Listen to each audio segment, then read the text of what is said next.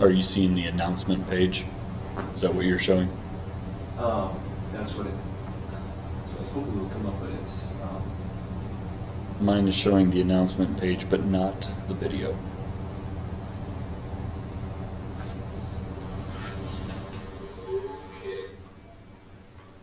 We might be live. Awesome. If we're live right now, we can't see it, so give us just a couple minutes. We're sorting through our first go-around, so you can stare awkwardly at Aaron and I, depending on which camera is on, and we will get with you guys here in just a few minutes. That'll allow a few other people to jump on board. We'll try to shoot for about a 6:05 start time. All right, I'm showing connecting, and I'm showing. There you go. Okay. Oh, it said the live video has ended, and we went to some other random thing. Yeah. So you might refresh that page, because I just kind of restarted the new one.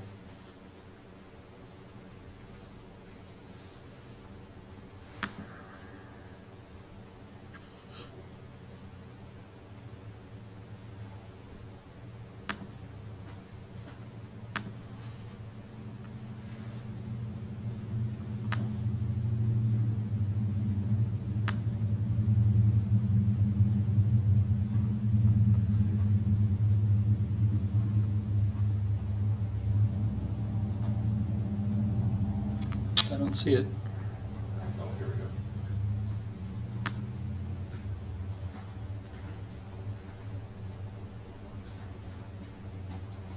Oops.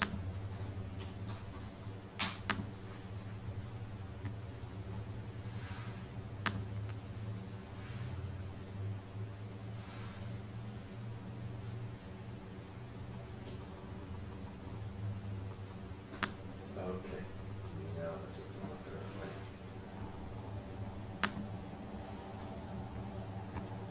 Okay, I have the return to learn update webinar thing on again. Okay. All right, and I see 9 people watching, so we're starting to come in. First, I bet a lot of people were logging off and logging back in. Yeah. Same difficulty. There's the 57. All right, are you guys We're ready. Sure. ready to throw it to Aaron here? Yep, go right ahead. Hi, good evening. We want to welcome you. Oh, sorry. Go ahead. Good evening. We want to welcome you guys. Thank you for having patience with us. This is our first Facebook Live attempt. We're trying Facebook Live because we want to try to outreach to as many families and community members as we can. So we hope lots of GCMS people are here right now and joining us. I'm Erin Nuss. I'm the curriculum director for the GCMS school district. I've been here for 11 years. And I'm joined tonight by Mr. Jeremy Darnell, who is our superintendent, who's also been here for 11 years. We are sitting socially distanced apart in the boardroom for the GCMS school district. We're also joined by Mr. Walker Willis. He's here tonight keeping all the technology under control, and we sure appreciate him being here. The way this is going to work tonight, we hope, is that Mr. Darnell is going to run through basically our plans and where we're at, what we know, and what we don't know right now about our plans for reopening schools in the fall. And then at the end, we're going to field your questions. So if you have questions, if you have concerns, if you just have things you'd like us to take a stab at answering, which we may not be able to right now, please chat them in and I will filter through those, and at the end I'll throw some of them towards Mr. Darnell that he maybe hasn't answered yet, and he'll make an attempt to. So that's our general plan of how this is hopefully going to work. We're really glad you're here. We're really excited that we get to share some plans with you. We also want to just start by saying how grateful we are to the committee, the Return to Learn team that's putting a lot of time and effort into getting these ideas together and representing you. So we appreciate them and definitely want to recognize them. I'm going to send it over to Mr. Darnell, and he's going to walk you through some of our plans. All right, I appreciate that. One thing that's going to be a little bit awkward is we're watching this as we're doing it, so there's a little bit of a delay. So as I'm talking to you, I'm actually looking at Aaron, who was just talking to you. So if it's a little quirky, please bear with us. I'm Jeremy Darnell, superintendent, for those of you that don't know me. So I'm going to take some time, reiterate a couple things that Mrs. Nuss shared with us, and then I'm going to tell you a lot, and so please, if you got a sharp pencil, be ready to write some questions down. And if for some reason, if we can't get to those this evening, then by all means, send those directly to either of us, and we'll make sure that we try to address those as best we can. One thing I want you all to do is please understand the fluid nature of the circumstances that we're in. There's a reason why we've delayed really getting aggressive and starting the process for developing our plan for returning to learn, and that's because the rules are changing and the game is changing literally every single day with the people who provide us with guidance, directives, and mandates. So we wanted to delay to try to create the best opportunity possible given the circumstances that are handed to us. And in order to do that, we had to wait a little longer than we would have liked. In public school system, we're very used to leaving at the end of the year, knowing when school starts and what that's going to look like, and we're just not in that circumstance this year. So I appreciate a little grace and patience as we try to muddle through this. We want you to ask questions. We understand that as we create things, some things are not going to be well received, but we just ask that everybody is respectful because no matter how we develop a plan, no matter what we implement, there will be things that will not be ideal for others. We have several entities that provide us with guidance: the Illinois State Board of Education, the Illinois Department of Public Health, and the Ford County Public Health Department. So all of those folks can give us some direction and directive of things that we have to do. At the end of the day, we are a public school. We are funded by public dollars, both your dollars and state dollars. And we have to adhere to the mandates that are handed to us. So please be understanding of that.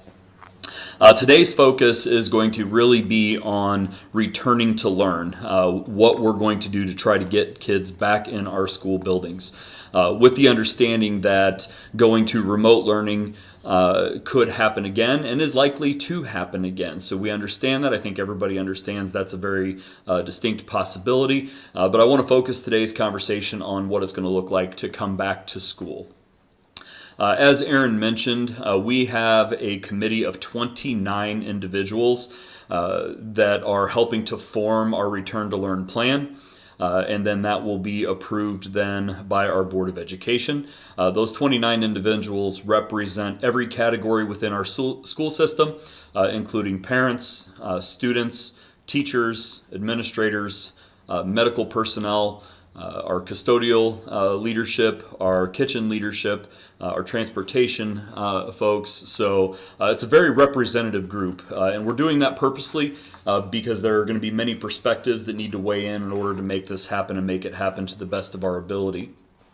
So I appreciate all those folks. To let you know, our first meeting lasted over 7 hours. So there's a lot of things that have to be addressed, and I don't expect to be able to cover all of those in this short session, but I'll try to hit the high points of things we know and things that we know are big ticket questions that we don't know yet. First thing, the 5 points. If you have not seen this document, which is the Starting the 2020-2021 School Year Part 3 Transition and Joint Guidance that was issued by the Illinois State Board of Education and the Illinois Department of Public Health, that's kind of our what's dictating what we can and can't do. There are 5 key bullet points that everyone needs to understand. And I'm going to emphasize those right now because these are things that we need to do. Number 1 is PPE, and this is the wearing of masks. And I understand that is a hot topic. It's a hot topic in national media. It's a hot topic in state media. It's a point of contention with a lot of folks, both on its legitimacy and its drive and its purpose and its health benefits. Those things are all relevant to people in the outside world, but when it comes to us creating a return to school plan, we do not have an option. Every person that walks into our buildings will be required to wear a mask when in the buildings. There are very few exceptions to that rule. When we are outside and able to socially distance, so whether that be for PE or for recess or what we will try to do as often as possible, which is take breaks where we can get outside while the weather permits that to happen, to give kids a break. We will certainly find ways to do that. But while we are inside, all students, all staff, all visitors will be required to wear a mask. So I want everyone to be aware of that. It's incredibly important how all of us approach that with our children and with the students. If the constant connotation is negative, that is a hard thing to do, or that we cannot do that, then it's going to make it more difficult to manage, and the emphasis on teaching and learning in our school day is going to become more of a challenge. So we ask that you, number one, embrace the fact that that is a rule that we must follow, but number two, also do everything that you can to promote that positively, even if you disagree with it, because it is something that is required. The better attitude we have towards that, the more comfort we have with that, the more we're going to be able to focus on the things that are most important, which is teaching and learning. We're going to encourage everyone to figure out what types of masks they like, what types of masks are most comfortable for their kids, and provide your own as much as possible. That way you can ensure that what you are wearing is something that you are comfortable with your children wearing, and that the kids are comfortable in. I will tell you that we will have ample supply of medically approved masks on hand. We just did a purchase order for 30,000 masks. To have those on hand, and that roughly translates to one mask per child per day for 30 days. So it's not a year-long supply, but the more that people provide for themselves, the longer that will last. But we will always make sure that proper masks are available when necessary, whether that be because someone forgets, or someone has an issue where one gets dirty and they can't put it back on their face. We want to make sure to do our part to try to provide what's legally required and comfortable and appropriate for kids. The second point that is in that document is minimizing groups to 50 individuals or below. That creates issues in a couple of venues for us, both at entry to the buildings, because we have large gatherings both at the middle school and the elementary school, and the cafeterias and some shared spaces. That makes that a real challenge. And then the second space, obviously, is lunchtime. Each of our three buildings, we have 2 lunch periods at the middle school and high school, and 3 at the elementary school, all of which would exceed that 50-person max capacity in any one shared space. So we're going to have to work through some mitigating measures to try to minimize the number of people and maximize our ability to efficiently and effectively get kids in the building and serve kids meals both at breakfast and at lunch. So stay tuned to some very specific building guidelines for those things. The third bullet point is social distancing where possible. So I really need to put quotations around the where possible portion of that, because obviously if we are going to return and have passing times for children at the high school and middle school, and have all of our kids entering and leaving the buildings at all 3 buildings, it's going to be a challenge to truly socially distance by 6 feet. The pediatric recommendations for social distancing are 3 feet. It's a little looser than what the state guidelines are, but we are going to try to adhere to social distancing in all avenues possible, but recognizing that that won't be possible 100% of the time in all of our facilities. That's going to be a challenge just with numbers of bodies. And then if you take a moment and think about our elementary students, their age, their capacity to maintain space from each other, that's going to be a constant challenge, and we recognize that. So we will do that where possible to the best of our ability to ensure safety. The fourth point is temperature screenings and or symptom checks, which have to be accomplished daily. There are 2 things that can happen there. You can do what's called a self-certification, which means everybody who enters the building, both students and staff, have self-certified that they are not symptomatic of any illness and do not have temperatures, or you can do on-site temperature and symptom checks every single day with every single student. I will tell you that is still also a work in progress because the logistics of trying to bring 1,200 people into 3 buildings efficiently and safely while doing all of the required on-site checks is going to be a real challenge. So we're looking through how we can do that most effectively to ensure that everyone that enters our building should be there given their health circumstance. And the last thing is increased cleaning and or disinfecting. And we've already taken some aggressive steps to make sure that we can do that to the best of our ability. One thing we will make sure of is to constantly be reinforcing and encouraging and providing opportunities for traditional hand hygiene, washing your hands. But in addition to that, we have purchased 60 additional wall mount sanitizing dispensers that will be dispersed throughout the 3 buildings. We wanted to get to the point where pretty much every corner that you turn, there's a wall mounted sanitizer dispenser so that we can ensure that no matter where kids are going, transitioning in and out of classrooms, leaving restrooms, that those sanitizing stations were available to them. We are also looking to acquire a very large amount of disinfectant wipes, which we will keep on hand that can be used to sanitize shared surfaces, whether that be desks, doorknobs, light switches, keyboards, to ensure that if a student is entering into a space, they have the ability to disinfect that space or it has been disinfected prior to their entry. So those are on order. Like you can imagine, with everyone across the country trying to acquire both masks, disinfectants, sanitizing wipes, all those things are a challenge, but we're going to continue to try to acquire as much protective and preventative products as we can. Additionally, we're adding some additional cleaning responsibilities to our custodial crew to ensure that the routine things are still done, taking out the trash, wiping down things, vacuuming, but we're also adding some more traditional wiping down and disinfecting on a daily basis, and then also adding some more intensive cleaning when appropriate. We did also purchase 3 sprayers that can spray large quantities of disinfectant onto large spaces and or cover a lot of ground in a hurry.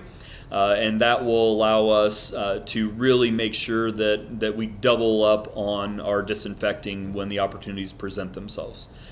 We are also have already ordered 350 plexiglass dividers that we will use primarily for separating students when they're working at tables or shared spaces. That way we can ensure that kids are kind of staying into their own section. It's almost going to be like turning tables into cubbies, but we can see through them so the kids can still engage with each other. Direct instruction from teachers to students, from students to their peers is an essential part of the way that we do our instruction, and we want to make sure that that can still happen with providing that additional layer of support and safety.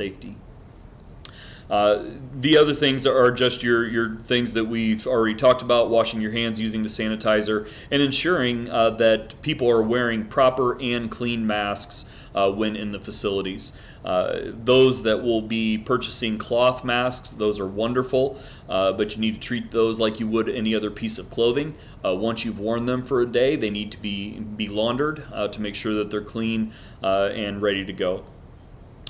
Some things that we have for the GCMS plan that we know. And these are some of the big ticket items that I know people are very anxious to know. So I'll try to share those with you in as much detail as I can, as efficiently as I can. Number 1, we are going to go to a full return where all students are present in our buildings on Mondays, Tuesdays, Thursdays, and Fridays. So we will have a full day student engagement learning day 4 out of the 5 days of the week. We will use Wednesdays as a remote enriched learning day that will also allow us to be able to do some things when it comes to professional development, preparation, and cleaning of our facilities. The reason for Wednesdays is 1, cleaning and sanitation. Both teachers and our custodial staff can take some time and ensure that we are cleaning all the resources that we use with kids. That can be books, desks, shared manipulatives, things that we need kids to be able to get their hands on, but we need to also have time to disinfect and clean those things to the best of our ability to ensure your kids are safe when they return each day.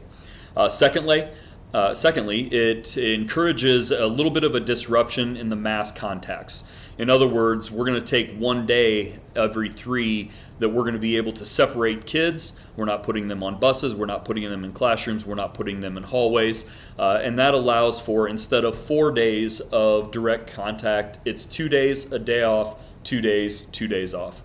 We feel that's the most appropriate way for both the physical health, the mental health, and preparation for our kids.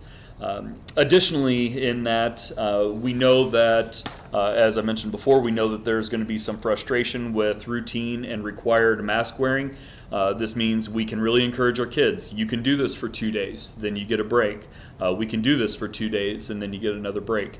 We're hoping that alleviates some of the concern of that constant reoccurrence of a demand that some are struggling with. The other thing that that's going to do is it's going to allow for some development of our remote learning and what that looks like, where we can basically have practice days every Wednesday where teachers and kids are going to engage in what remote learning looks like this year. Obviously, last year was a little bit different. We have higher expectations for student engagement. We have higher expectations for teacher engagement, and we have higher expectation for partnerships to make remote learning be incredibly effective for instruction. So this will allow us to really refine that practice, help kids get a little bit more comfortable with the technology, help families get more comfortable with the delivery mechanisms that we're using, which is Seesaw for our younger kids and Google Classrooms for our older kids. So that allows us to do some of that. The other part of Wednesdays only is we hope that that minimizes the burden on our working families. We recognize that every day that kids are not at GCMS, we are asking families to figure out how to make that work. For some families, that's very easy. So for some families, that's an incredible challenge. Doing that one day is what we feel is the best case scenario for our community, our families, and our kids. We will follow state and local health guidelines and expectations, but those are still evolving. So we will continue to communicate what those things look like, but we don't have all the answers for that yet. We will continue to offer a full breakfast and lunch service for the kids who are present, but please understand that we are going to have to make those meals as mobile as possible. In other words, we will be doing a lot more grab-and-go meals or sack lunches. We have to do that because we can't have large groups in our cafeterias. The delivery mechanism has to be more efficient. We don't want people taking trays of food that can be spilled into settings outside of the cafeteria because that creates a cleaning and sanitation logistical challenge that will be hard to meet.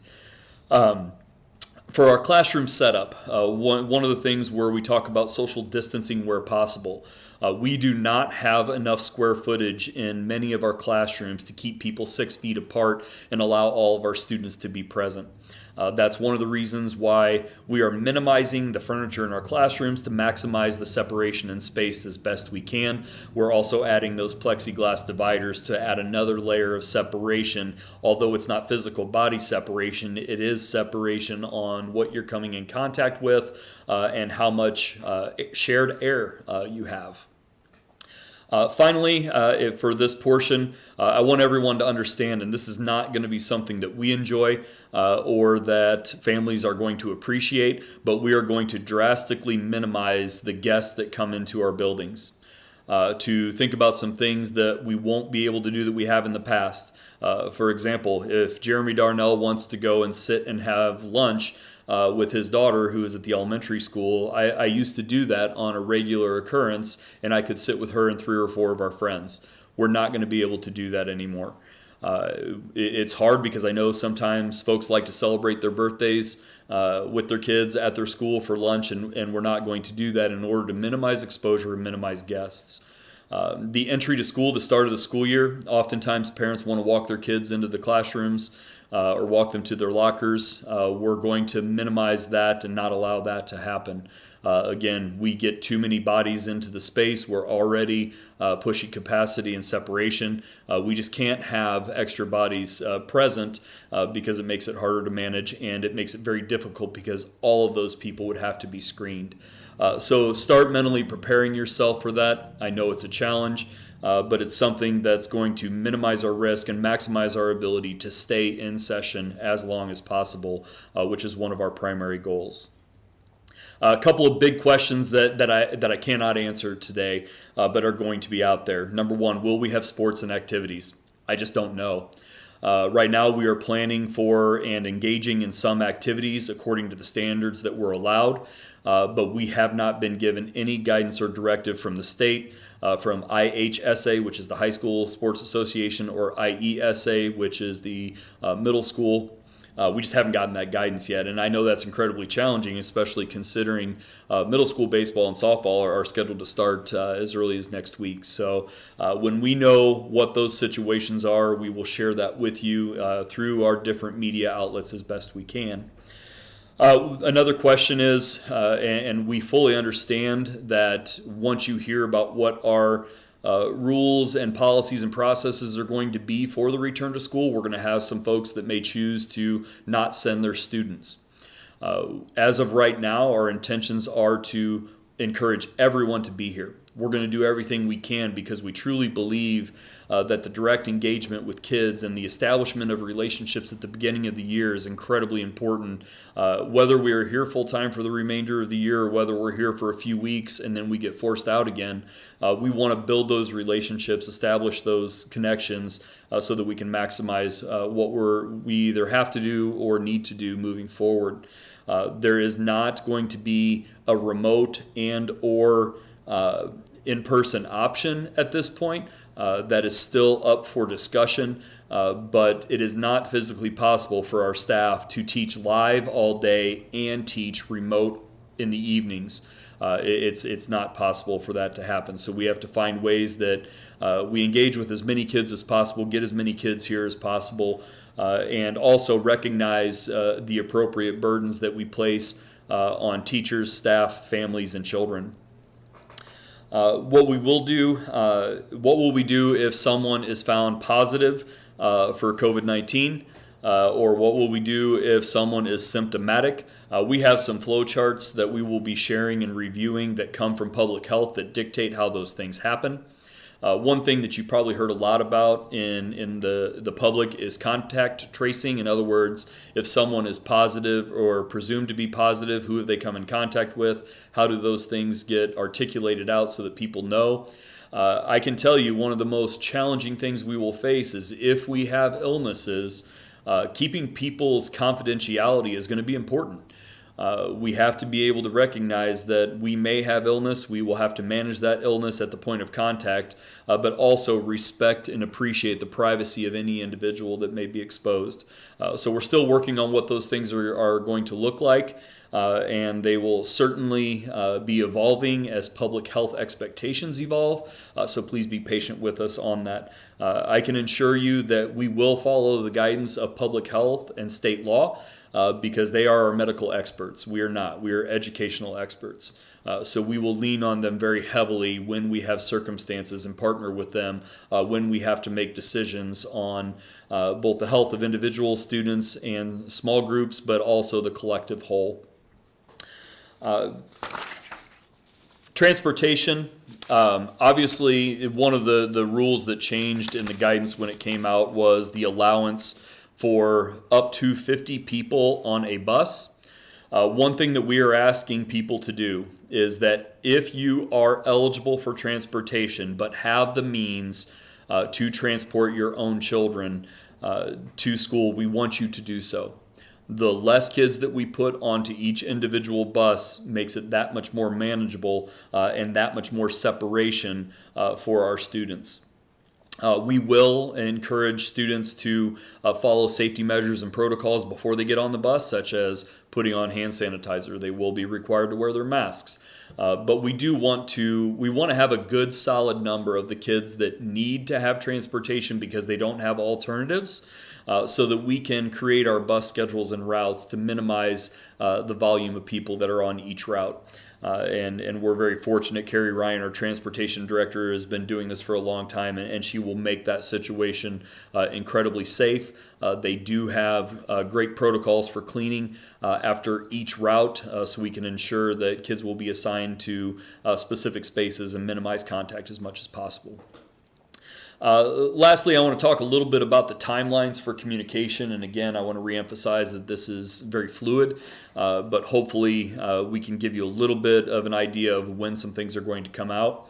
Our Return to Learn committee is meeting each of the next 2 Mondays, July 20th and 27th. And if need be, we have an additional day on July 28th because we recognize when that calendar flips August, people really need to know what's happening. Obviously, as we shared with you, you can start making plans for your kids being at home on Wednesdays. I'm telling that to you now, trying to give you that extra couple of weeks of time to create your solutions for that. But some of these things, we still have some pretty heavy work to do to ensure that we do that the right way. I'll show you just a glimpse of this document. We will have a full Return to Learn document that will have as much as we can appropriately put in writing on there to clarify some of these things so that you're not having to go back and reflect on the words that we share in an update video because we recognize this is an enormous amount of information. August 3rd, on Monday night, Monday the 20th, we have a GCMS school board meeting. We will be going over some of the same things we're talking about here today. In all honesty, it's going to be quite a bit of what we've shared today. And then since we have another planning meeting on the 20th, I'm hoping we have some more things that are definitive to get the school board fully up to date. They have been kept abreast and seen the same notes and same information that all of the staff have seen and that we're sharing with you guys tonight. But we will have a special meeting on Monday, August 3rd, where we will enact this plan. And again, I fully recognize with 7 board members and a community that with very diverse feelings and opinions, that none of this is going to be universally accepted. It's like the never-ending snow day.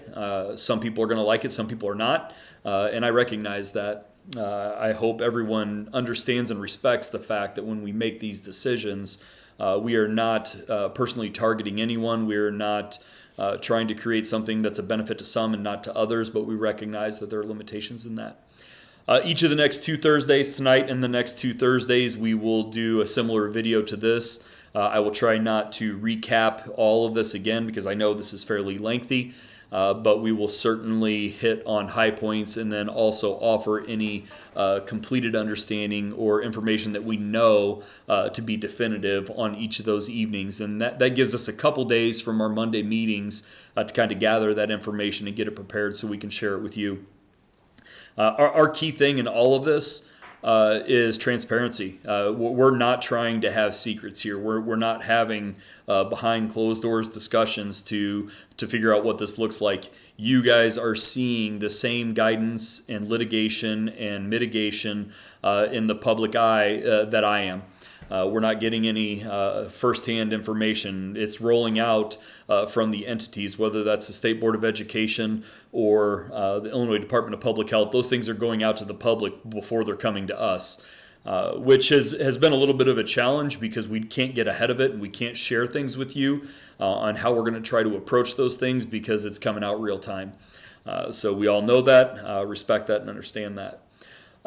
Lastly, I would encourage you, I think right now I'm looking at the live feed, we're at like 308 people. That's outstanding. That really helps us to understand that this is something that people want, and we're reaching a lot of our folks, and hopefully some more can see this. Mr. Willis is actually going to put this on YouTube.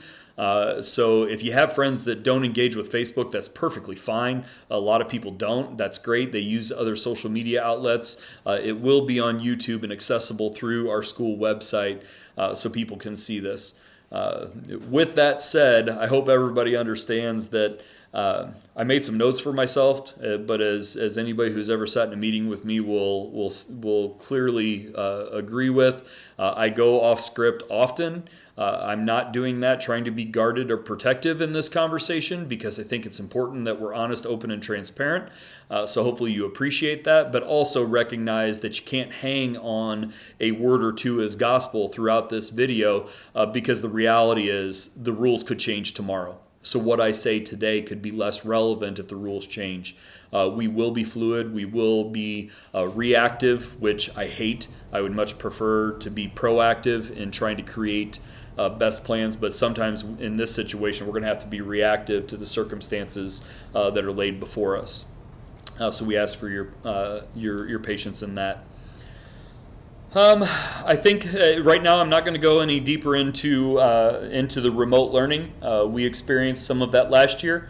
The one thing I can reassure you is that it's going to be better because we learned a lot. It's also going to be better because there's going to be accountability, students being graded for their work, teachers being active and engaged with giving feedback to kids so they understand that the work that they've done, whether it's been done well or needs to be refined. So we're excited about that. We're excited about that challenge if and when that occurs. So that's a lot. I don't even know, I didn't set my watch, but hopefully that gives a little bit of clarity. I am 100% certain it's also going to spark some questions. And now this part might be a little bit awkward because I have not been able to keep track of the questions that are flowing in. So Aaron's going to kind of share some of those questions with me.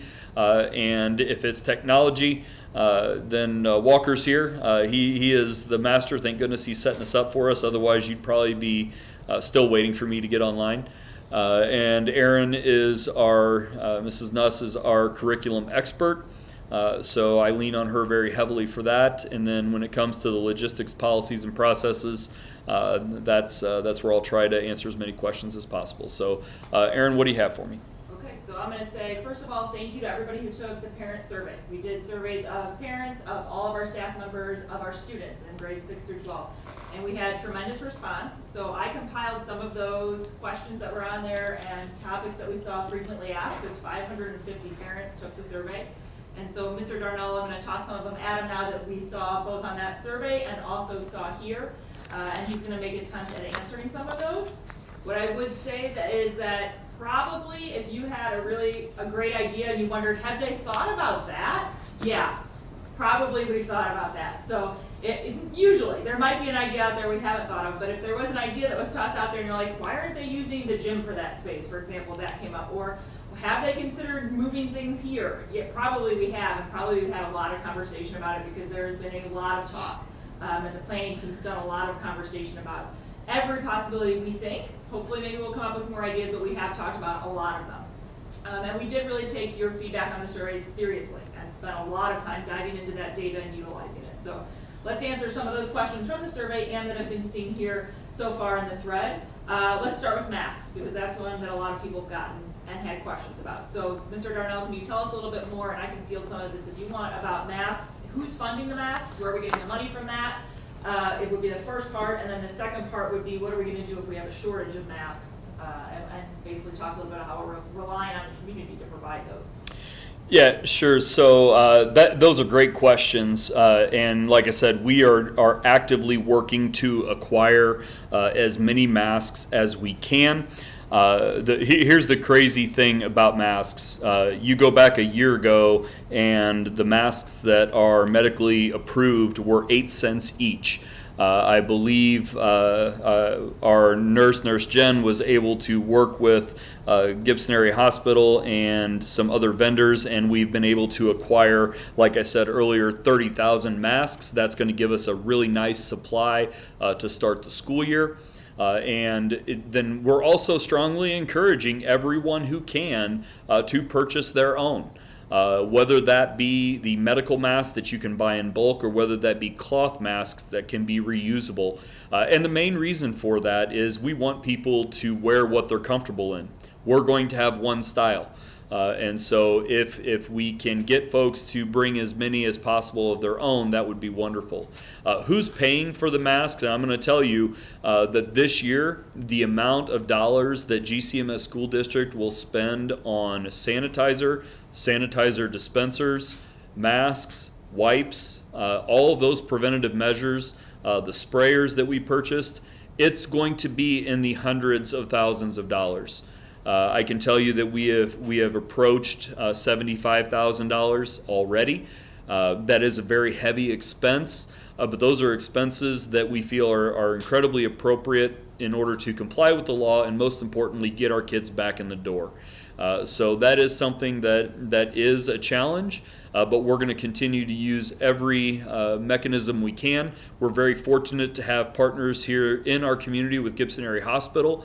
We're also fortunate that we have really good people that have been actively seeking out these resources from the beginning of the summer. So hopefully we will be fine, and that shortage of those things will not become a reality. If that obstacle comes to pass, we will cross that bridge when we get there. Okay, so, and I will add on to that a little bit in terms of funding. We did receive, as part of the CARES Act, we did receive through this, for the school, the ESSER, which is the Elementary and Secondary Education Relief Act, and through that, through flow through the state, we did receive some money that we'll use towards funding some of these things, and will be as a supplement to what we're already spending out of local funds. So there is some of that. Another question, a few regarding masks that were asked, are things about what makes a mask acceptable and how are we going to enforce that. I'll field that a little bit, if you're okay with that, Mr. Darnell. In general, we're really asking our community to partner with us. We're going to rely on parents to use their discretion and hopefully make really good choices in finding masks that fit your child well, and that your child is comfortable in. And we really ask you to practice that at home if possible. Just like anything else that we ask to be reinforced at home, that maybe wearing it a few times around at home and getting them comfortable with it could make a big difference in whether or not it goes well the first couple of days at school. So we are asking primarily that parents think about that when getting masks for their student if they choose to do so. But we will, as a staff and the faculty, will be trained in checking masks and making sure that kids are wearing them appropriately.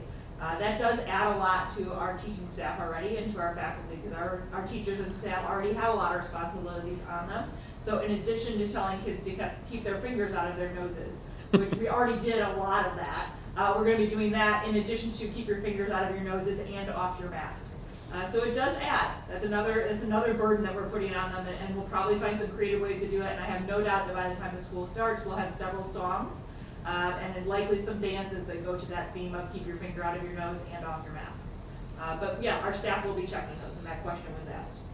A couple other things that were out there in terms of just how we're maintaining our school. And that was in regards to, Mr. Darnell, can you talk about spraying disinfectants? Like, is that going to be healthy? Are we sure those things are in compliance? Are we sure they're not going to be triggers for people with things like asthma? Yeah, that's a great question. I appreciate you asking that. So every disinfectant that we use is EPA and CDC approved for school use. This is not like our sprayers are not like you're letting off a bug bomb and you can't be in your house for 24 hours. These sprayers are spraying completely safe. The only reason we're using the sprayers is because you can cover more surface much more quickly. It would be no different than taking a disinfectant wipe and wiping off a table. So it's really meant to be efficiency so that we can ensure we cover our larger spaces. So to give you a great example, if we need to spray the bleachers in a gym, or we want to spray the walls in the elementary school because the kids walk down the halls and are touching the walls, those sprayers are going to do those types of things. There is nothing in the chemicals or the disinfectants or the wipes or the sanitizer that would put kids or staff at risk in any way, shape, or form. So those things are incredibly safe, and I'm very confident that we'll be able to use those in a manner that's going to best protect your kids in those spaces. Okay. A couple other questions regarding masks real quick, and then we'll move on to a few other frequently asked questions. The first would be, what about students with medical conditions who cannot wear a mask and they have a medical condition? How are we going to handle that? And then can we really quickly go through what the acceptable form of masks are? Sure. So medical excuses for masks. I want to be abundantly clear on this. because there are very few medically excused reasons for not wearing a mask. In fact, I've got a really nice write-up from Carle Foundation Hospital that shares that asthmatics are not going to be excused by and large by medical professionals. There may be exceptions to that rule for not wearing a mask. And the reason being is that the masks will not hinder their ability to breathe, and that they are actually at higher risk than those students who are not asthmatic. So wearing the mask is actually more important. We will accept medical reasons. I will tell you that those things need to be justified. We're hoping that people don't go to their doctor just because they don't like it. Or because their child has a condition and they want to try to use that condition to be able to get away from the mandate. I get it. I understand. I am someone who, those of you that know me well or have seen me often, you know that I don't like wearing a tie because I don't like having things around my neck. I certainly don't like having things around my face. But I can tell you that I will do it every time I step foot into our buildings because I want our kids in our walls. I want our kids to be working with our teachers. It's going to be best for my child. It's going to be best for your children. And those are the terms in which we have to abide in order to return. Approved masks, there's actually a pretty significant amount of leniency as to what that looks like. It has to be a full face covering that covers both the nose and mouth completely. Other than that, if you want to wear the gaiter type, which is more like a slip around that goes around your neck, if you want to wear the medical that loops around your ears, all of those are acceptable. So there's actually quite a bit of variance, and we'll work on trying to get some visuals for those things out for you guys sometime in the coming weeks so that we can be supportive of that. If you look, it doesn't matter if you look at the CDC, if you look at the World Health Organization, if you look at Illinois Department of Public Health, every one of those organizations will offer you some insight and guidance on the effectiveness of the different types of masks. Again, I'm not a medical professional. What I can tell you is as long as it covers the face and nose firmly, that is what the guidance requires, and that's what we will expect of all students. I really hope that both students and families understand and comply because I do not want our system to not be able to function because of lack of compliance for what I would consider to be an extension of a dress code. I understand it's different. I understand it's hard. I understand that's not going to be a popular statement. But I want our kids here. I want us to be able to build those relationships. I want us to be able to mitigate some of the loss that we had from the end of last year and start this school year very positively. And we need everybody's help in that. We miss our kids and we miss our parents. And I will show how much we miss them and just really justify that by saying there's a thread right now on the Facebook that you will love, Mr. Darnell, where people are asking what can they do? Can they contribute? And this is GCMS parents through and through wondering, do we need supplies? Are there things they can contribute? Are there things that they can do to help us right now? And we really, really appreciate that. Can you talk a little bit about how this year parents are not expected to provide school supplies and what they are expected to provide? Yeah, so it's kind of funny because last winter we made the conscious choice that we were going to eliminate disinfectant wipes and Kleenex from the school supply list. Little did I know that we were going to need mass quantities of disinfectant wipes. So to start with what was asked is what can you do to help?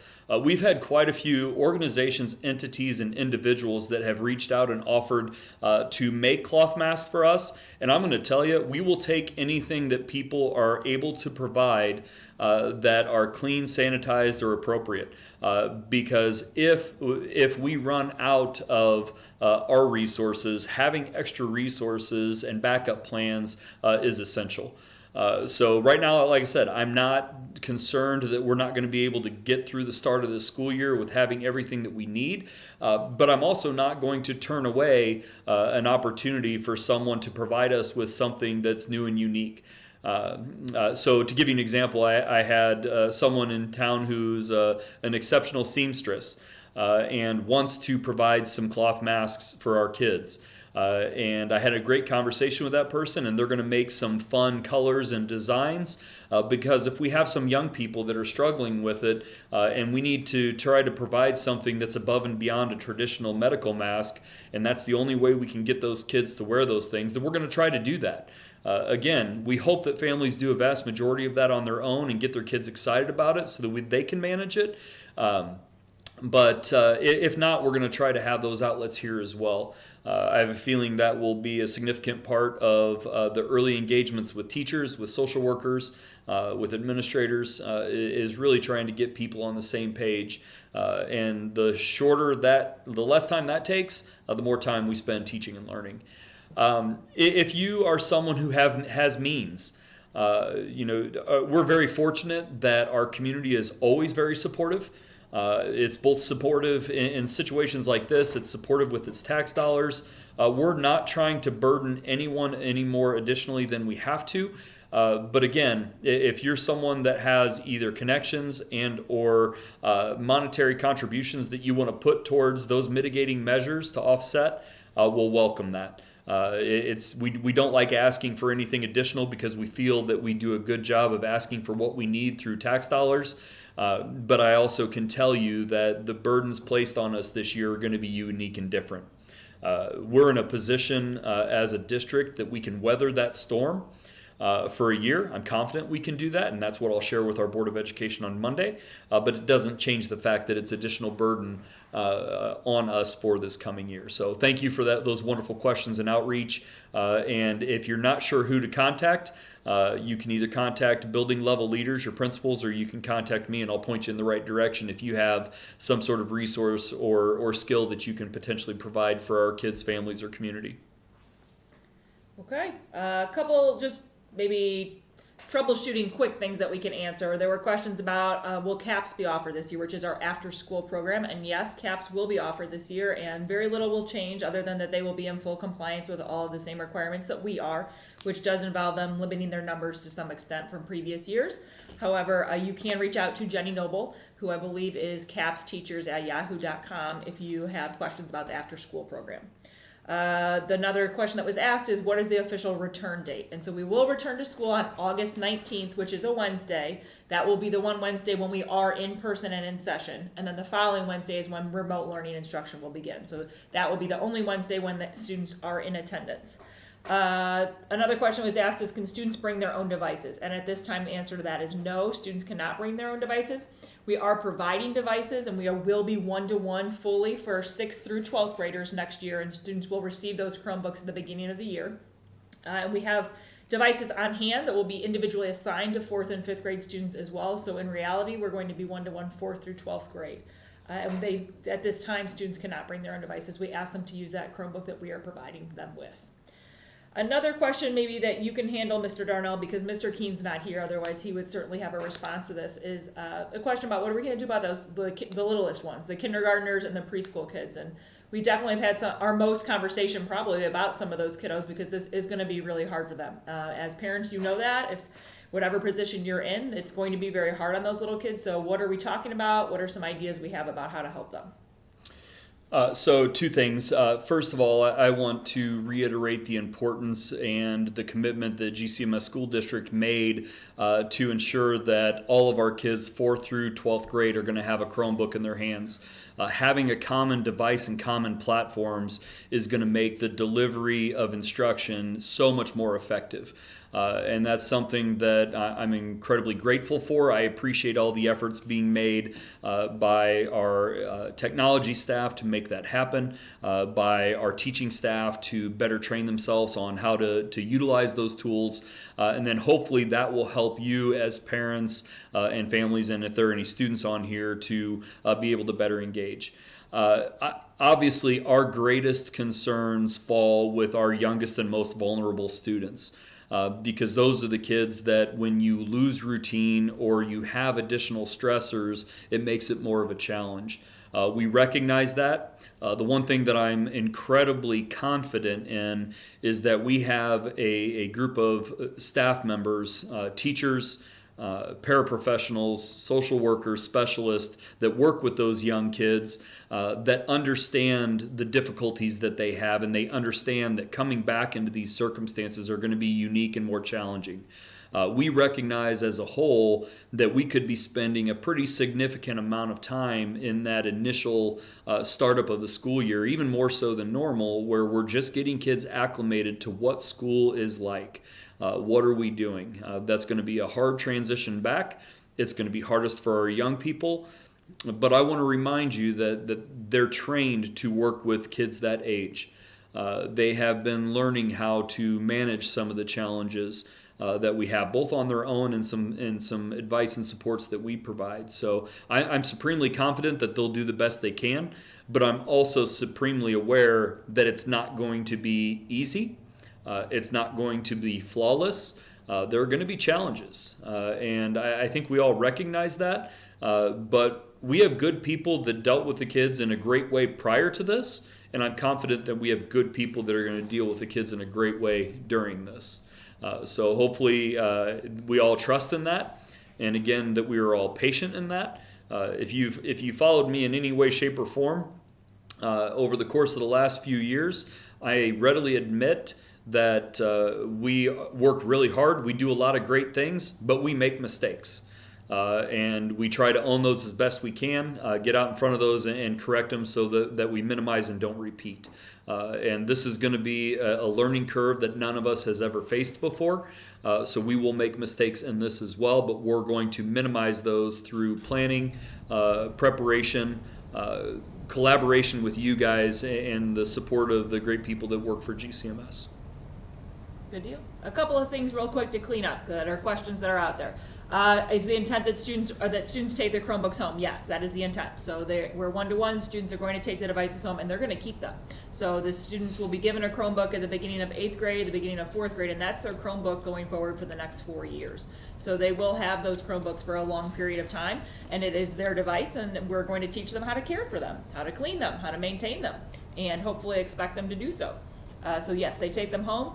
A great question was asked, what are we going to do about students who don't have internet access? Can we help? And yes, we can. So please reach out to us. Again, contact the building principal, contact Mr. Darnell, contact myself, contact Mr. Walker-Willis. For families who are struggling with internet access, we definitely want to help you, and we do not obviously want that to be a hindrance at any time to a student accessing curriculum, accessing instruction, and having communication with their teacher. Let's see, Mr. Darnell, can you talk a little bit about what is happening with registration? Sure, great question. In fact, I almost put that on the what we don't know list.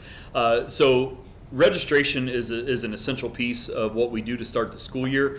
It's getting all the legal documentation, but it's also that first opportunity where we get to see and engage with our kids and families. And sometimes it's the only time that we get to see and engage with families. So we believe it's an incredibly important aspect. We are going to try and continue to work on providing as many documents as soon as possible to all families so that we can minimize whatever is necessary to be done in person. So please stay tuned. We will be offering some additional guidance. As of right now, I would still make your plans to do a drop-off of documents and registration on the day that was planned, and I believe it's August 5th. I don't have my calendar right in front of me. Yep. But so we're still planning to do registration.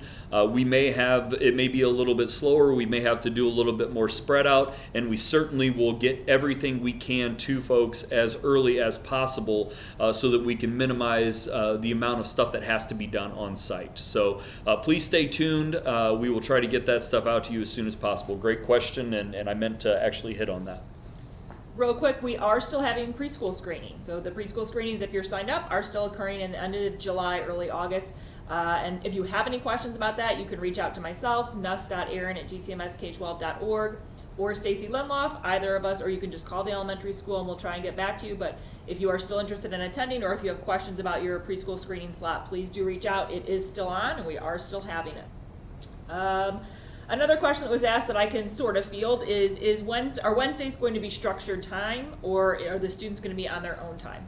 And we don't have definite answers on that yet. That's definitely one that we're talking about more and working with teachers because we want to capitalize on their expertise and their thoughts. Likely it's going to look different at each building.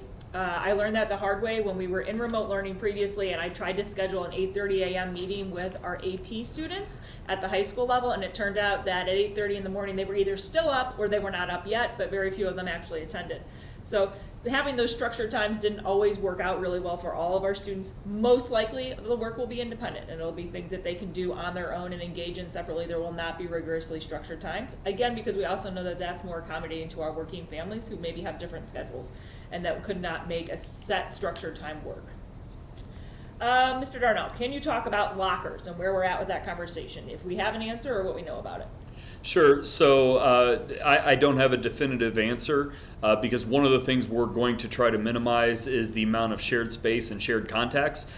So it's going to be determined on a building by building basis based on the volume of resources that kids have. If we can keep all of their stuff in one place, whether that be a backpack at the high school or a desk at the elementary school, those are going to be determined on a case by case basis. We will certainly try to minimize the congregation at lockers, again, trying to maximize social distancing where possible.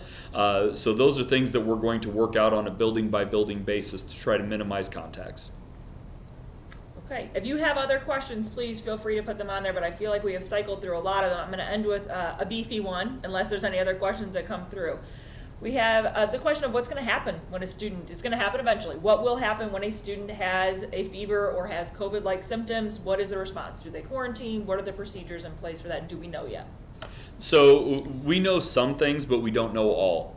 What we do know is that there are requirements for both 10-day and 14-day quarantines that are direct reflection of either exposure and or confirmed cases. We will really lean heavily on what we need to do for that with the Ford County Public Health Department and the Illinois Department of Public Health and what their regulations are.